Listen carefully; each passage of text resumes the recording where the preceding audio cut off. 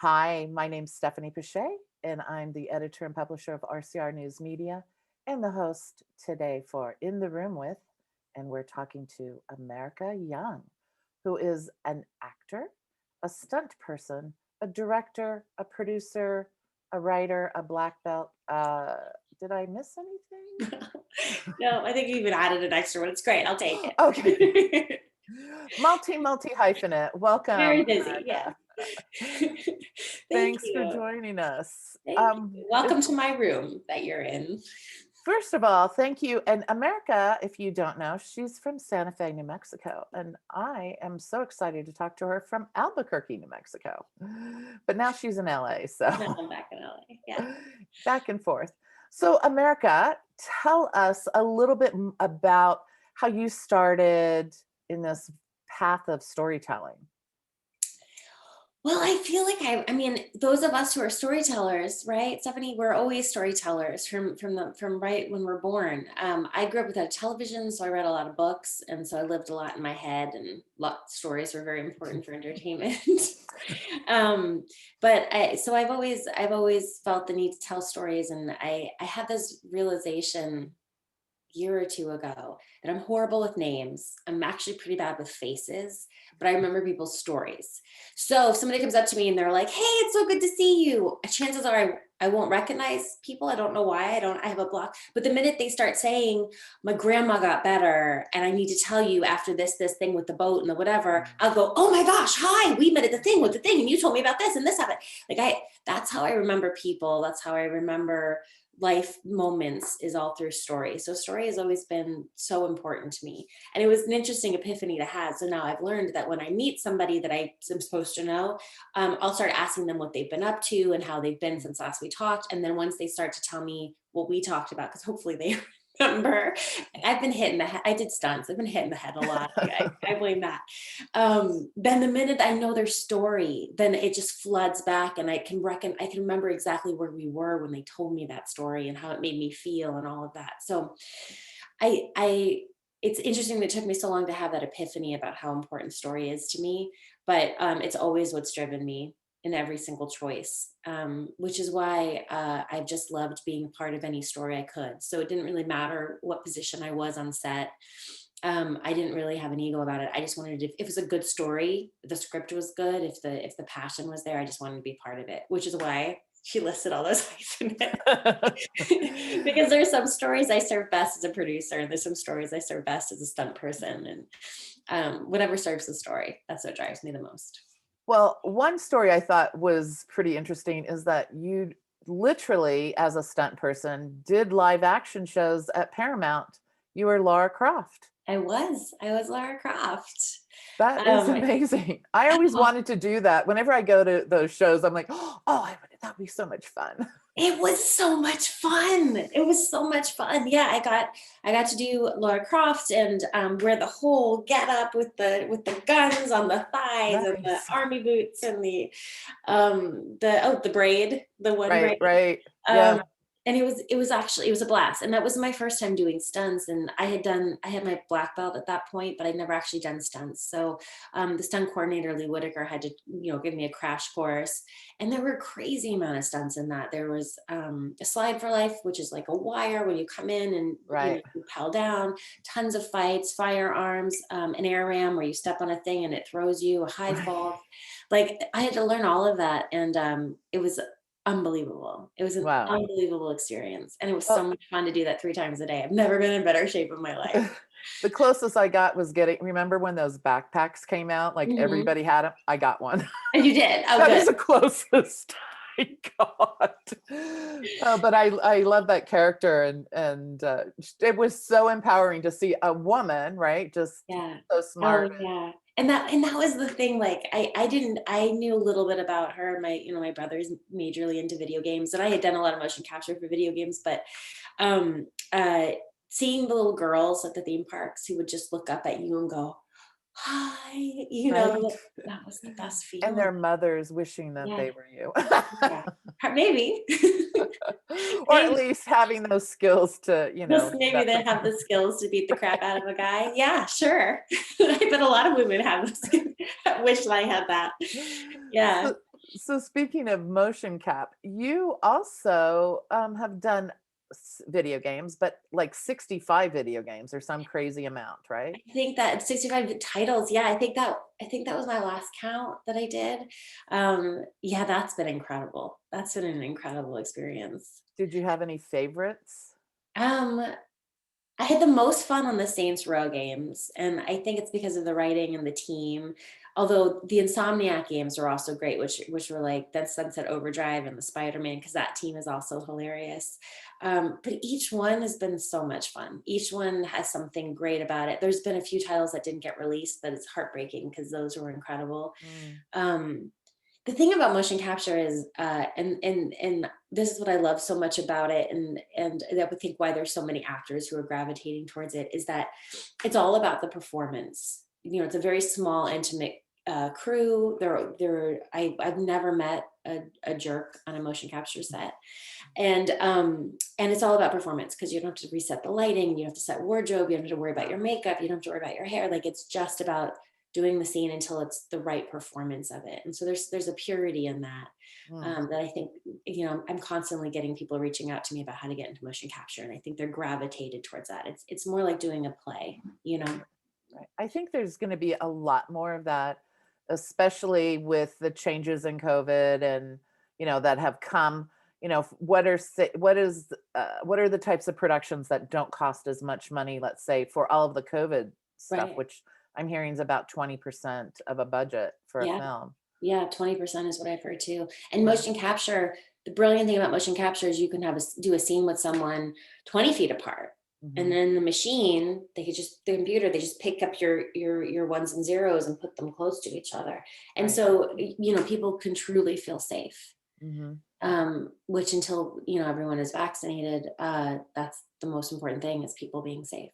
Right. Not shutting the production down or anything in life, right? You definitely, not just outside of work. So let's talk a little bit about my childhood with Barbie and your childhood with Barbie and today's new Barbie, the Barbie view of the world with those amazing videos for the Barbie vlog. Talk about that project. I love this. One of the things I'm most proud of in my life. So, it's interesting because, like, Barbie has always been groundbreaking. Barbie has always been like, Barbie was the first adult doll that little girls could have. Before, it was just, you could just have a baby doll, because that's what they were grooming the girls for. And then Barbie came out, and they could have careers such as they were Mhm. at that time, right? So you could be a secretary or a flight attendant or whatever, but still encourage the girls to think outside of just being married, right? Right. And having a career if they wanted. So Barbie has always been doing that. But because of that, Barbie has always had a big target on their back. And there's been some missteps along the way, but they've been around for 60 years. So I think that that's expected and forgiven. But the thing about this new Barbie that I'm so thrilled to have been part of, and it was a rebranding that was pretty much led by Julia Pister, who's amazing, and a bunch of other incredible people, Christopher Keenan and stuff at Mattel, is just the idea of, like, getting to know her better as a person, and making her more of a relatable role model than this perfect, flawless figure, which she has become. Right. That has actually become a saying about people who are, like, flawless, like, oh my gosh, she's such a Barbie, right? Right. I obviously can't speak for them, and Mattel stands on all of this, but for my part, what I love about her is that she talks about stuff. She kind of lets the wall down, and she talks about what it feels like to be depressed, and she talks about what it's like to be mansplained, and she talks about how to stand up for yourself, and how to, even though you're young, the ways you can change the world for the better, and not to be discouraged just because everyone treats you like a child. And, like, there's all these incredible vlogs interspersed with the really fun, silly ones, that I think are truly groundbreaking. And one of the ones that I'm most proud of is the one where she teaches kids. She reminds girls not to apologize all the time, Hmm. because that is a knee-jerk habit that women have and girls have. Right. Is they say sorry, and as she says in the blog, or in the vlog, someone bumps into you and then you say you're sorry. right? Right. Mhm. And or somebody has done something wrong, but then you say you're sorry as you're pointing out the fact that maybe they have done something wrong. And so how to apologize, how to own your space and how to switch that thought process. And what's so fascinating is I have made that my mission in life ever since we recorded that, to for me to say I'm sorry less, unless of course I've done something wrong, in which case Sure. you Right. apologize. But if I haven't done something wrong, how to not make it a knee-jerk phrase, but then also how to remind the people around me. So Mhm. one of the things that anyone who's worked with me that I say constantly is no sorries, no sorries. You didn't do anything wrong. Your Mhm. computer just blew up. That's not your fault, right? I don't No, know. and so, but that's the thing is taking a beat when you would normally say sorry and not saying anything, Mhm. or saying thank you instead, which is my favorite substitution. Mhm. So or excuse you or excuse me or something, just a substitution. So Right. it's the feeling in your body is instantly different, Mhm. Mhm. you know. It interestingly, I saw someone had on Facebook had said, stop using the word just.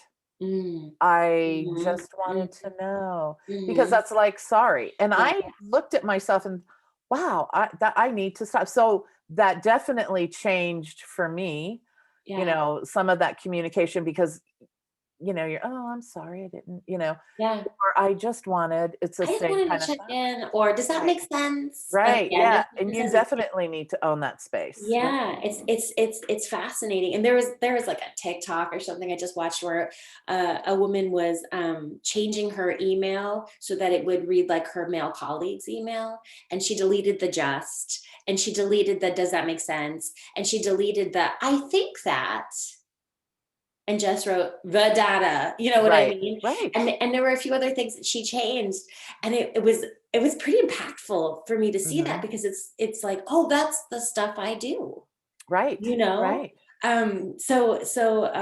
Yeah, it is interesting. It is interesting, the patterns that we've gotten into, and how to get out of them and how it's perceived too, because Right. if you're already apologizing when you walk into the room, sorry I'm late, right, Right. instead of thank you for waiting, Hmm. Right. Right. instantly there's a different power dynamic of Hmm. respect, a mutual respect in peers, as opposed to so sorry, Right. so anyway, that's a No, no, no. huge. And I think that's important especially because of the impact that this channel has on YouTube, Yeah. because you started out with, I want to say, a half a million subscribers, and now there are 10 million plus subscribers Oh, to that yeah. channel. Yeah. So the message is being heard by more, hopefully not the moms, but the daughters or the sons or the But children. hopefully the moms too, because Well, moms are doing it, you know what I right. mean? No, I know, but I Yeah. just think that it's so amazing that you have that subscriptions and viewership have grown, and the messages that are being told are very empowering for everyone and to, Yeah. And you know. that's what I love. I love that with what Mattel has done, the world has responded. Right. That sorry vlog went viral 100 times over. I mean, I on all the different platforms, I think the last numbers were in terms of like between Twitter and Instagram, and then all of the blog posts and YouTube. I think just on YouTube alone, we're at several million. But I think on Twitter, I think it got watched something like 10 million times or 20 million times. So, like, the numbers were unbelievable. And the same thing with Nikki and Barbie talking about racism, Mm, the numbers on that were astronomical. And that was another one that I was so unbelievably proud to be part of. And the research that was done and the way it was written responded to so many people. mhm. Um, and you and I can shout this stuff till we're blue in the face, but Barbie has this massive pink glittery megaphone, and so it's just so thrilling and satisfying to be involved in something that aligns with what I feel so strongly about, and helps magnify that to what I hope is incredible messages to kids. So it's one of the things I'm most proud of in my life, and I never would have thought that. Mm. As a kid, or even as an adult, or as a filmmaker when I first started, I never would have thought that one of the things I'm most proud of in my life is working on Barbie, but it is, because it's just people dismiss it. People Right. dismiss kids' entertainment, Mhm. and they Mhm. dismiss, and they shouldn't, because Right. the foundation that's being laid in the inspiration. And I have a 3-year-old now, and I see we don't let her watch a lot of television, so we're able to watch in a dish the little Mhm. television she watches, how it affects her. Right. And it's huge. Oh, no, It's a I massive, it's a yeah. massive effect. And Mhm. so children's entertainment is so important, and what Barbie is saying is so important. And so anyway. Right. No, and that's one of the reasons, we'd met years ago in Los Angeles, and I've stood afar and stalked you because I think you're an incredibly young I shouldn't say young, because age doesn't matter, but for Right. being so young, you've accomplished a lot, and in support of the community, in telling stories that are important and impactful, like your project with Barbie. But you also do give back, which is amazing with the Chimera project, right? Yeah, the Tamir Project, yeah. Talk about that a little bit, please. Oh, I'd love to. Thank you for bringing it up. So, the Chimera Project is a nonprofit that supports filmmakers identifying as female. And we do that in a lot of different ways. We have panels and outreach and mentorship. We're about to launch this incredible program. But then we also have the thing that we've been really excited about the last few years is finishing funds. Mm, And so, as a filmmaker, we both know sometimes you get to like you're 10 feet from the finishing line and you don't have another drop in you, right. right? Like Hmm. you will lose your house and lose your car and not be able to feed your family. So that's where we thought the finishing funds was so important, because as a rule, women are usually underfunded to begin with. Right. And so the films that we were able to discover and support were just incredible, and the filmmakers were just visionary. And so that's the to get her finishing funds, and hopefully we'll be launching that in a few months this year. We're still trying to finalize exactly when we want to launch that, and some of the other things we're Hmm. doing. We're still locking in that calendar. And we've done workshops. We try to look at the landscape and see what's missing. Hmm. So we realized that, or I had been told a lot of time, I stunt, and I do stunt coordinating, and I had a lot of my female director friends who was reaching out to me saying, I have a stunt scene coming up and I have no idea. And I'm feeling really intimidated by it. And so I'd walk them through it. And I realized that there is this understanding that women can't do action. Mm. Women can't do a lot of things, apparently. I don't Right. know if you knew that. Yeah. What are you doing Apparently, out of the kitchen? apparently we don't do comedy, we don't do sci-fi, we don't do action. There's a lot of stuff. There's a lot of stuff. And I'm so glad we you told me. yeah. I mean, if you didn't know, you didn't know. I didn't know. So we start looking at those comments, women can't do blank, and then we would provide a workshop or a Ah. resource. So we did a workshop for stunts. And so it was female, filmmakers identifying as female or non-binary filmmakers could come and work with stunt coordinators. Mm. We had several stunt coordinators talk about their experience and tell them what to expect. And one of the things that, like, for example, is that um, there's a lot of unwritten rules in the stunt world for safety, purely for Mm. safety. Right. And one of which is, like, if a director comes up and talks to you about something, you have to defer directly to your stunt coordinator, because the stunt coordinator needs to run through that for safety reasons. But if you don't know that, and you already feel like maybe as a woman you're not being listened to, and you go up and Mhm. talk to a stunt performer, and that stunt performer turns almost immediately and doesn't really speak much to you but speaks directly to the coordinators if you're not there, that is not actually something to be disrespected by. That is to realize that that is purely for safety reasons, and there should not be communication necessarily. You're allowed to talk to the stunt player you want, but they're not really supposed to communicate with you, except if there's something very specific about their performance or something, Sure.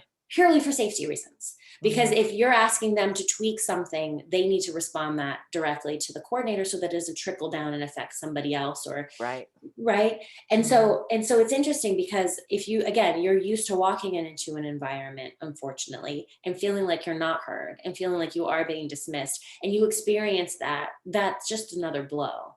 And so one of the things that I've told so many of my filmmakers, my female filmmakers, is either go directly to the stunt coordinator, or call the stunt coordinator over when you're talking to the stunt person, so that that way that communication is clear and that Mm-hmm. you don't feel like you're being slighted, because you're Right. not.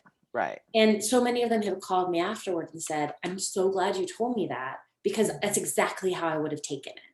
Right. And there's no disrespect intended, and the Mm-hmm. and the stunt people are usually not being disrespectful, Right. but it can feel that way. Sure. And I heard a story recently about a huge director, who didn't know that that's what was happening, and got so pissed at the stunt person, Mm-hmm. and they nearly lost their job. Oh, wow. And it's just because if you don't know that, you don't know it. And yes, it can feel. So anyway, we do workshops like that, so they can be educated and have all the tools. And we've had so many reach out to us afterwards saying, I'm so glad Right. for the things you taught us. We've also said, this is what a stunt coordinator does. This is how they work with you. This is how you check their references. This is how you make sure that they're actually, because a lot of people are really good talkers. A Yeah. lot of people can really talk up a good game, but it doesn't mean that they are the right person for the job. Right. And a lot of people talk themselves down for whatever reason, and they're actually better for the job. Mm-hmm. Have you found that? Have you found the people who don't sell themselves particularly well are usually the best Or ones for yeah, the job? yeah, because they don't want to be boastful, and Yeah, they're proud of what they can bring, but and that's my son. I mean, yeah, I have to like talk him up, and he's like, stop telling people, right. but you are good at that, Yeah, so I think that that's another, being that publicist for yourself, that's being a able huge to thing. share. Yeah, Yeah, people don't know, or aren't comfortable and yeah. don't know that it's okay. It's It's not only okay. okay, it's Yeah, vital, and right. that's a lesson I'm learning. You and I were talking about that earlier. That's a lesson I'm learning. It's vital for you to have to promote yourself. It's so uncomfortable. I really don't like it. I really don't like it at all. I And that's the know. thing that you and I were talking about. Like, if I have something coming out, I'll post about it once, Right. but then no one will see it. No one Exactly. will see it. You know, you Right. do have to post about it regularly, consistently, Hmm. and one person I've worked with who taught me a lot about that was the producer, writer, star, protectress. Hmm. She was phenomenal about promoting it, and she did it in the coolest, non-boastful way. And I learned a lot. Her name is Joanna Key, and I learned a ton from her about that. Hmm. And I've ever since then I've tried to be better at it, but it's so uncomfortable. You know, I know, and that's why a lot of celebrity or stars or whatever, they have publicists, so their yeah, publicists will talk about them. But yeah. not everyone can afford that, so you No, have no, to most people you can't. have to That's have the really basics. expensive. Right. So I want to talk about your creations. One of them, your first feature, "The Concessionaires Must Die," who was Yeah. executive produced by Stan Lee. Look at that. Excelsior! Excelsior! Yeah, Oh, I'm a nerd he is too, so incredible. And fun fact, it's the only role he's ever had where he didn't play himself. right. That's right, because he didn't write your comic book. Right. Well, he didn't write the comic book, but also we gave him an actual character with a scene and everything. And he wasn't just background. And it was our cameo. When we were shooting it, he said that. He's like, "This is my first movie." Horrible Stanley impression. But I said, "Stan, you've done, hundreds of movies." And he said, "Yeah, but this is the first time I didn't play myself. I had a character name, and I had a role, because he has a very important role in the movie." Uh-huh. And so we thought about saying, and introducing Stanley in the credits, but I felt like that would be too confusing without the backstory. So we didn't. He Right. did a great job. He did such an amazing job, and it was such an honor to get to work with him. And then for him to watch the movie back and agree to put Right. his name on it, that was a huge moment. Oh yeah, no, for us nerds, us Stan Lee nerds, Yeah, yeah, that's yeah. amazing. Wow. He could write my But comic book any day. I would totally be down with that. so Yeah. the film's available now on iTunes, Amazon, and video on demand platforms, but you have an announcement Yes, about yes, distribution. we secured a foreign distribution that we're really, really excited about. I don't have a specific date yet, but as soon as we have the date, I will be posting obnoxiously I on hope social so. media. Keep in mind, obnoxiously for me means like 3 times. So make sure to either follow myself or which is America_Young on what, Twitter and Instagram, or the CMD platform, which is CMD the movie, Okay. or any one of the actors from the movie, because they'll also be promoting it. So David Blue or John Keating or Zachy, or but hopefully we'll have an answer, a specific date soon. But I'm really excited about it because we've been working to look for the perfect partner Ah, for foreign distribution, and I think we finally found them. nice. I know we So, found them. The contract is signed. yeah. It's happening. Okay. Well, it's Yeah. done. It's a done now. Done deal. So, tell us about I think you have a film going out on the film festival tour called Back to Lila. Yes, that's my second feature. We shot it summer 2019. It's called Back to Lila. It stars Gonzalo Martin, who was in Life is Strange 2 and won a BAFTA for it. Nice. And he's incredible. And it's also just an amazing cast, and it was such a fun experience. And it's a surrealistic rom-com. Okay. It's about a guy who's trying to win back the love of his life, but he has something. I'm trying to decide what I can say about it without. There's a lot of magic. I'm just gonna say Okay. there's a lot of magic, and I won't Ooh. I won't say anything else about it. I've been kind of calling it Wizard of Oz meets Eternal Sunshine and Spotless Mind without the music. Okay. So it's a really fun movie, and we're really excited about it, and we're going to be starting our festival circuit with it soon. Sweet. Yeah. Okay, so before we close, I'd like to just ask you, as an actor who, or as a person in the film industry who's learned a lot of lessons about different things from acting, stunts, producing, what are some tips that you have for other actor, producer, writers, that to give them some encouragement about some things that you learned so they don't have to learn it, they So can that learn I something can, else. yeah, learn from the mistakes of others. You don't have time to learn them all yourself. We live in an amazing time when you could pick up your iPhone and make a movie. Even if you've never made a movie before, you can pick up your phone and you can make a movie in 4K. It'll probably be awful. Your first movie will probably be awful. Everybody's first movie was awful. They just don't admit it. Do it anyway. You have the resources. You have friends. You have the stories in your head. And if you don't have the stories in your head, your friends have the stories in their head. And by doing it, you learn, and that's the best way of doing it. Um, that's how I learned, is just by doing it. And it's terrifying and it's agonizing when you look at the first thing you've made and it's so horrible, but do it anyway. Mm-hmm. That's what I would say, is if there's something that you want, figure out how to get it on your own. And just like Field of Dream says, if you build it, they will come. And that's what's happened with me, is I just sat in my little corner building it, being horrible at promoting it. Be better at promoting yourself than I was. But I sat in my little corner building my Field of Dreams, and before I knew it, people started wanting to come play, and also by doing that, I'm able to, when I'm on set, connect with pretty much every possession on set, because I've done that position, and Mm-hmm. I can have a communication with them, and I can talk to them, and I can brainstorm. So I would say, do it anyway. Mm-hmm. And then the other thing that I would say is, you never know what seeds you've planted are growing. And don't wait for people to let you know that. So there's one specific situation that I can think of, is that a friend that I was emailing somebody who was a gatekeeper for something I really wanted, and I never heard back from them. I emailed them 4 or 5 times. Every single time I emailed them, I didn't expect a request. I didn't ask a response. I just said, hey, how are you doing? This is what's going on. I thought you would love to know. I think you're awesome. Here's why. Have a good day. 4 or 5 times. Never heard back from them. To this day, I haven't heard back from them.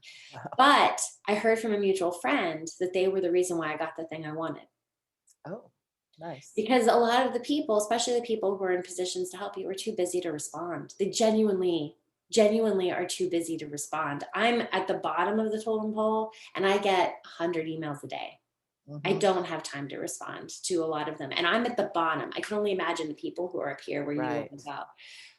So as long as you are persistent and put positivity out there and are continuous and remind them that you exist, you have no idea what seeds are growing. And Right. I've had people that I have met with 5 years ago who have called me and said, "Hey, I don't know if you remember, we met 5 years ago. This thing came up that you're perfect for. Are you interested?"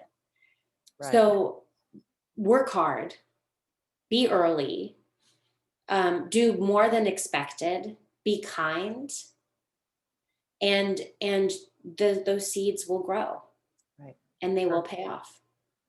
Very, very good advice. And especially the be early. So if your call time's at 5 a.m. and you're there at 5 a.m., you're late, right?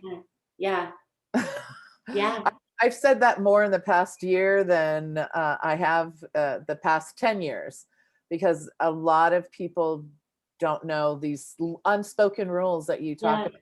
yeah. There's a lot of unspoken rules, and that's one of the main ones Mhm. that people notice. Right. And so I try to always be one of the first ones there.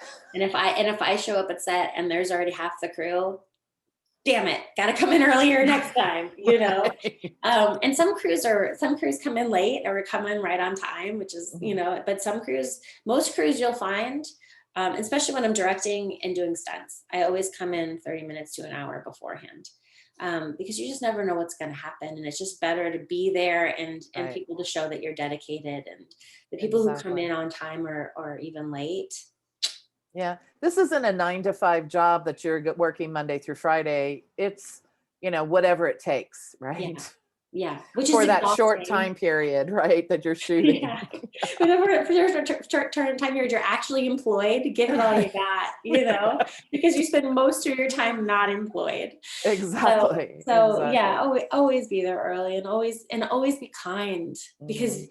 because you don't know what other people are going through and you don't know the stresses they're handling and you don't know and it just always give people the benefit of the doubt. Stand up for yourself Right. and definitely stand up for other people when you're seeing things because and that's the other thing and this is a whole other tangent. But we are in this amazingly glorious time where consequences are happening Mhm. and the old ways of doing things in Hollywood are shifting Right. dramatically in terms of consequences, in terms of behaviors are being held Mhm. accountable. And I think that that's phenomenal because for Right. too long, some really horrible things Oh, have been yeah. going on and it's been accepted as Mhm. that's just the way it is. So we're at a time when you can stand up for other people and you won't lose your job. And Right. so do that. I mean, we should have been doing it all along, but definitely do it now.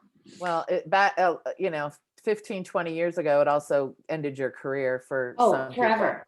Oh, So forever. Yeah. horrible consequences for you standing up and doing the right thing or not being taken advantage of. So, Right. no, absolutely Yeah. important. Yeah. So, yeah. And if you don't have someone if you're too afraid, then find somebody that can help you Yeah. laterally or, give you advice. But yeah, And they're listening now. They're right. listening, whether it's because they care or whether it's because they're afraid of the lawsuit in the press that will Right. happen if they don't do something about it, but they are Right. listening. So HR is listening now and Right. the suits are listening. And so Mhm. giving people the benefit of the doubt, I think is really important, Right. but also acknowledging when you need to stand up for other people. And that's important as well. That's more important as far as I'm No, agreed. So keep doing what you're doing and do more. We concerned. Thank love you. this. You Thank are you. I just intend such an to. I hope to. inspiration. Thank you. Thank Thank you. you. And just because I don't talk to you every other week or send you 50 emails a week doesn't mean your people are following you. We see It's that and we true. just love just we need more of you. Thank you. Thank you so So much, Stephanie. And thank you for having me on. sure. And this is Stephanie Pichet with In the Room with.